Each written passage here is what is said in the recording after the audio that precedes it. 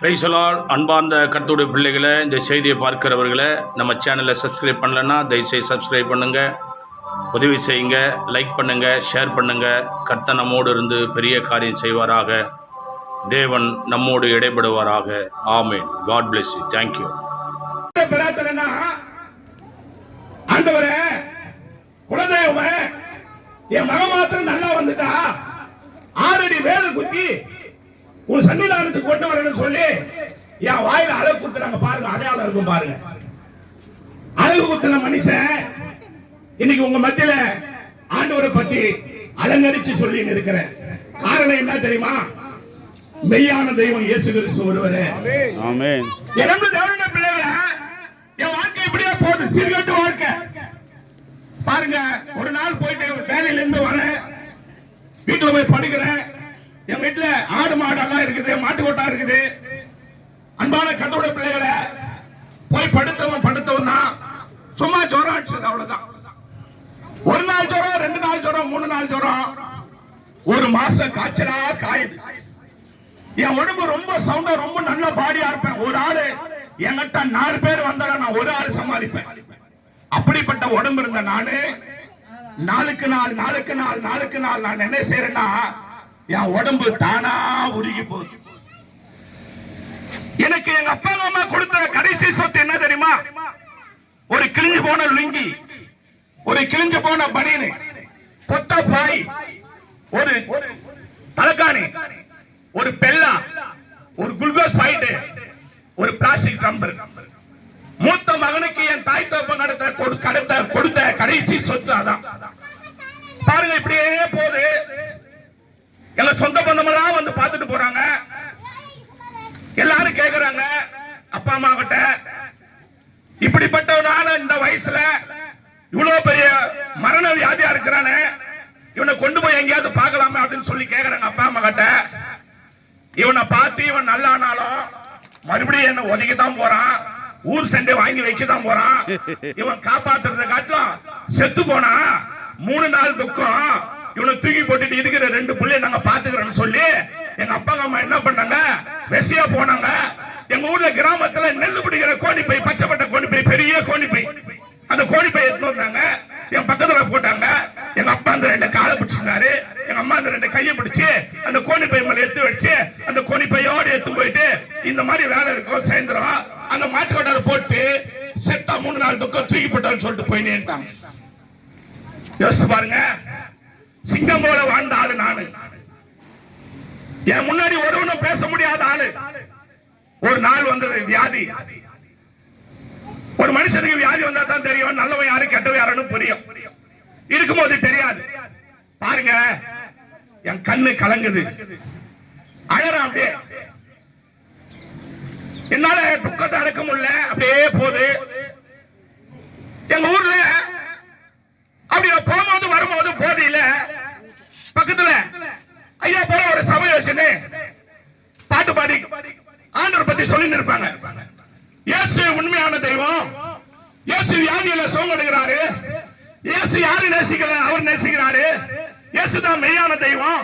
அவர்கிட்ட வரும்போது எவ்வளவு பெரிய துக்கமோ, துயரமோ, கஷ்டமோ, கண்ணீரோ, வேதனையோ, சோதனை எதுவா இருந்தாலும் அவர் மாத்திரம் அவர் தான் உயிர் உள்ளவர், அவர் நடமாடுற தெய்வம். நீ கூப்பிட்டா வருவாரு, நீ செத்தால உன்னை உயிரோட எழுப்பாருன்னு சொல்லி அந்த பாஸ்ட் பிரசவம் பண்ணத போதையில போகும்போது கேட்டு போன. அதான் நான் மழை கூட நான் சர்ச்சில் ஒதுங்கினது இல்லை. பாருங்க, அந்த மாட்டுக்கொட்டால நான் கும்பிட்ட இஷ்ட தெய்வத்தெல்லாம் கூப்பிடுறேன். ஐயா, ஆத்தா, தாயே, இப்படி எப்படி எல்லாம் கூப்பிடுறேன், ஒரு பிரயோஜனம் இல்ல. பாருங்க, இந்த அகார பாவி மரணத்தை நானே ருசி பார்த்தேன். இதை என் ஆண்டவன் பார்த்து கொண்டிருக்கிறார். கடைசி நேரம் மரணம் என்ன சூழ்ந்து கொண்டது, மரணம் என்ன கை கொடுத்து வர இருக்குது. படுத்து இருக்கிறேன், என் காலு 2 ஒன்னா சேருது அந்த மாட்டுக்கொட்டால, என் கை 2 ஒன்னா அடங்குது அந்த மாட்டுக்கொட்டால, என் இருதய அடங்குற துடிப்பை நான் பார்க்கிறேன். என் கண்ணு உருளுது. ஒரு போகும்போது கோலி குண்ட தாழ்வான பகுதியில் அந்த கோலி குண்ட உருட்டி விட்டா எப்படி சொல்லும், அது போல என் கண்ணு உருளுது.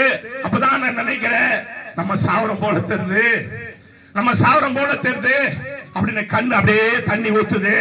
அப்பதான் எனக்கு ஜெபம் பண்ண தெரியாதுங்க. ஜெபம்னா எனக்கு என்ன தெரியும் யோசிச்சு பாருங்க. மார்கழி மாதத்துல மார்கழி திங்கள் மதினாலும் நீராட போதுமே போதுமே நீரடிய என்ற பாடலை பாடுவேன், முருகர் பாட்டு பாடுவேன், எல்லா பாட்டு பாடுவேன். எனக்கு என்ன தெரியும்? இயேசு பத்தி யார் எனக்கு சொன்னா? ஒண்ணும் தெரியாது. எனக்கு ஜெபம் பண்ண தெரியாது. ஆனா ஒண்ணு நினைச்சேன், ரத்தம் மட்டும்தான் சூடா இருக்குது ஐயா, உன்ன உண்மையான தெய்வம்னு அந்த ஃபாதர் சொன்னாரு. இயேசு கிறிஸ்து மெய்யான தெய்வம், அவர் செத்து போனவங்களை உயிரோடு எழுப்பாருன்னு அந்த ஃபாதர் சொன்னாரு.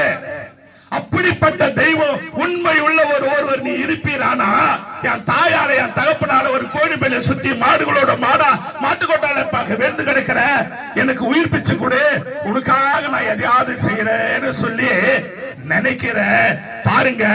அந்த நினைச்சு அந்த நொடிக்கு ஆண்டோடைய கிருபையால அன்னைக்கு காற்றடிக்குது, மழை அடிக்குது, மின்னல் மின்னது. ஆண்டோடைய மகாபெரிய கிருபையால அந்த மாட்டு தொழுவத்துல என் கண்ணு ரெண்டும் மூடி இருக்குது பாருங்க.